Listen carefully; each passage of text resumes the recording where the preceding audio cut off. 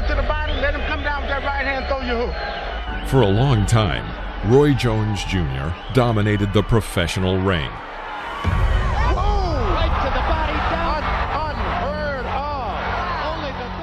Becoming the world middleweight champion and then successfully moving through each weight division, going all the way to the top. I know that I'm too powerful for Virgil here. I was much too strong. I'm a big puncher. So I figured, why waste time boxing? If I box, that's what he wants to do. Don't box him, let's go get him. Despite his success, he seemed to continually seek out new titles to conquer. Even in the heavyweight division, where he dreamed of a fight with Mike Tyson, Evander Holyfield, or Lennox Lewis, Jones owned the WBA belt. But the negotiations fell through. He refused to fight with Vitaly Klitschko himself, deciding instead to return to his usual light heavyweight. But Antonio Tarver already ruled there, and he had promised the whole world to dispel the myth of Jones' impeccable defense. In general, Tarver succeeded.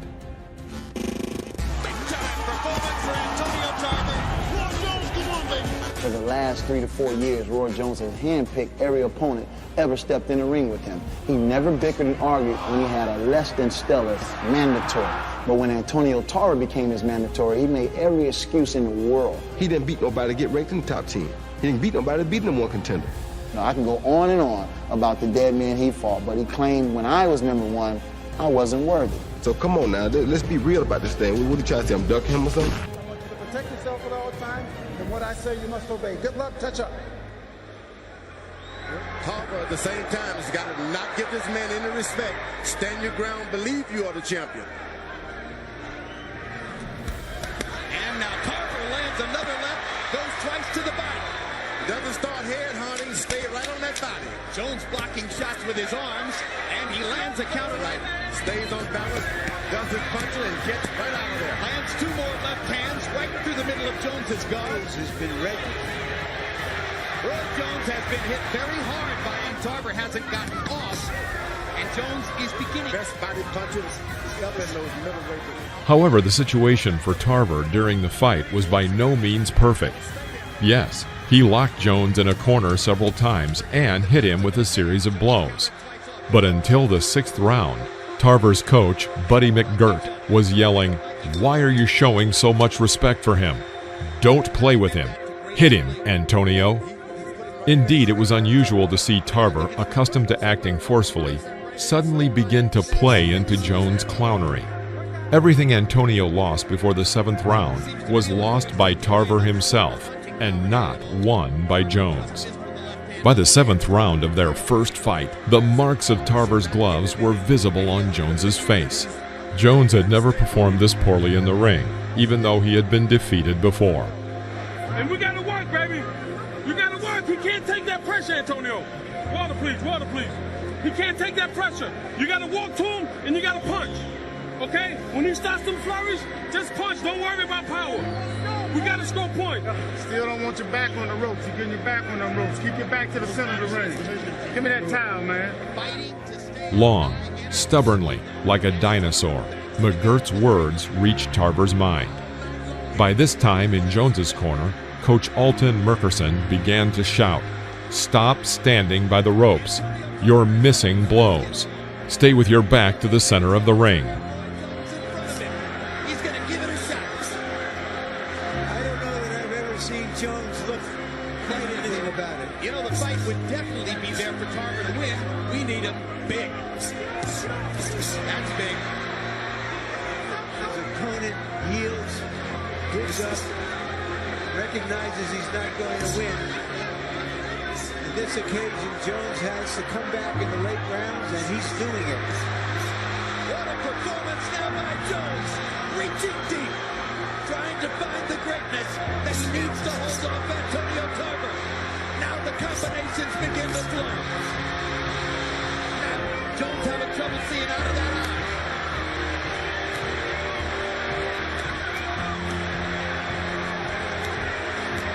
Tarver in danger of punching himself out because he's doing what champions do.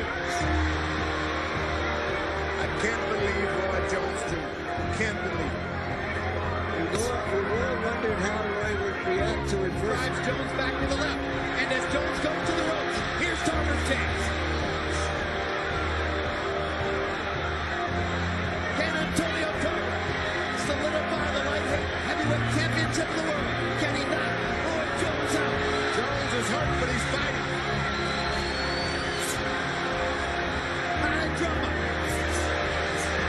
Big right hand by Jones. Left hook. Tonight, it's clear fighting Antonio Tarver was a bigger risk than Roy Jones had saved his record.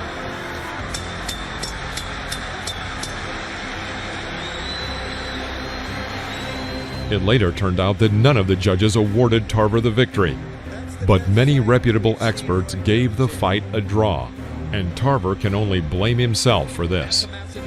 From the middle of the fight, every round was awarded to Roy Jones. Tarver was scoring points, but he allowed Jones to take away the victory, taking a break in the 11th round. Come here, baby. I love you, Tampa. I love you, Orlando. Pound for pound. I told you so. To 112 for the winner by majority decision, and once again recognized as the universally accepted light heavyweight champion of the world, Roy Jones Jr.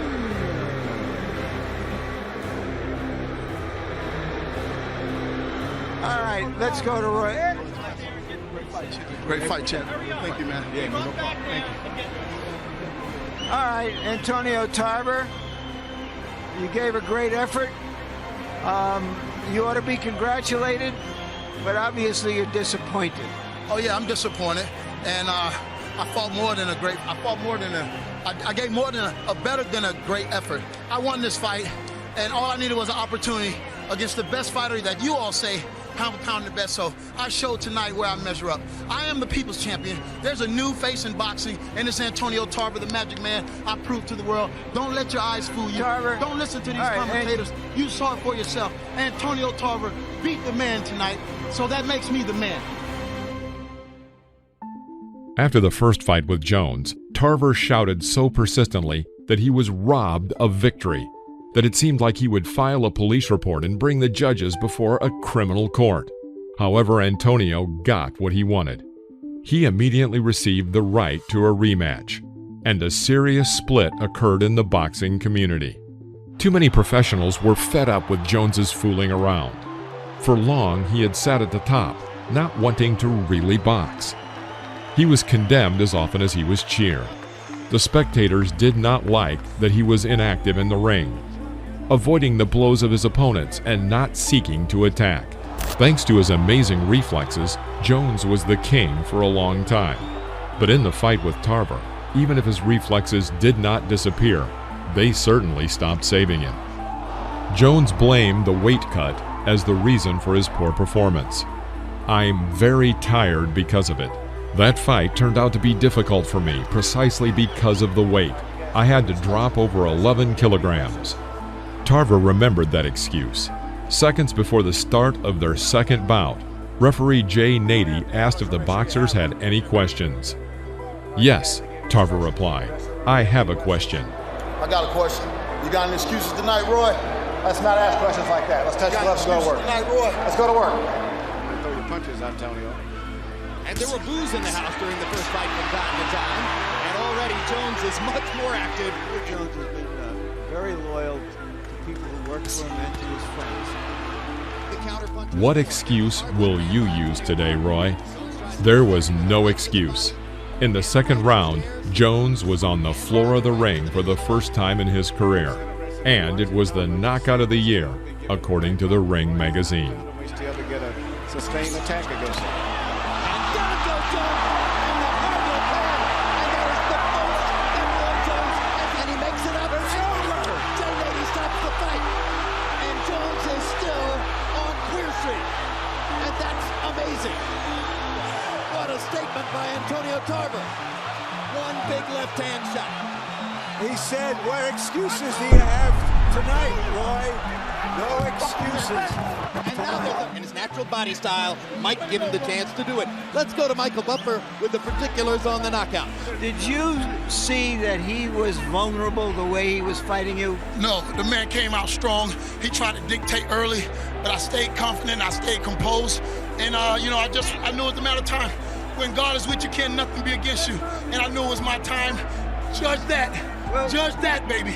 Judge that. Roy, there's a first time for everything. You know how that goes there, and there's no excuses on my part. I come out, I do what I do. You know, I've had an illustrious career. I've enjoyed what I've done. You know, and guys always are up to fight Roy Jones Jr. Roy Jones Jr. has a hard time getting up to fight guys, you know what I mean? Because it's really nobody out there that Roy Jones Jr. really feel that way about. It is noteworthy that before their third fight, both boxers fought with Glenn Johnson, and both lost, even though the Jamaican had 9 defeats by that time and now has had 21. Despite this break, Tarver immediately took revenge. And new light heavyweight champion of the world, Mr. Abracadabra, Antonio Magic Man Tarver. Not knowing how to prepare for another meeting with Tarver, Jones decided to bring his father back to the coaching staff after a 12-year hiatus. He later repented of this decision and blamed his father for the failed fight with Tarver. According to Jones, he invited Roy Sr. to offer him advice during breaks, after which Alton Merkerson would determine the further fight strategy. Everyone should work as a team, but my father had a different opinion. He didn't want to be Merkerson's assistant. He wanted to lead the process himself. I saw it, but I kept doing what I was doing, Jones Jr. said. No matter what way you look at it, it sounds like a wild and ridiculous excuse, since the only thing Jones did in the ring was to avoid combat by walking along the ropes, except for a couple of the more active rounds. In the end, there were no people left in the hall who were rooting for him. 3 weeks ago that Roy Jones had incurred some damage to his right hand while in training camp, but one thing Tarver said was very interesting to me. They want to try to use his speed, do enough to win the fight. Don't even worry about a knockout. If it happens, it happens. If they're trying to win a decision. Good combination by Jones in the center of the ring. Tarver, Jones's shots were blocked there. Now Tarver goes back to the jab, gets Jones into the corner, hits him with 2 big left hands. Jones takes his feet as if to say, oh, you didn't hurt. Either bending his body to his left. Jones trying to fight his way off the ropes for one of the first own advantages to work. Now good right hand. That's the perfect right hand. Again, you know what happens when he goes there, and there it is. Tarver landed the uppercut and the big left hand. Yeah, they haven't made full contact, but Roy was rolling from those shots. Whistles were heard against Jones. In the 11th round, he almost fell into a knockout after being hit by Tarver, when he staggered and hung on the ropes. Tarver made a monstrous swing, but the blow missed the target, and his momentum almost threw Antonio over the ropes and out of the ring. Is momentarily stiffling.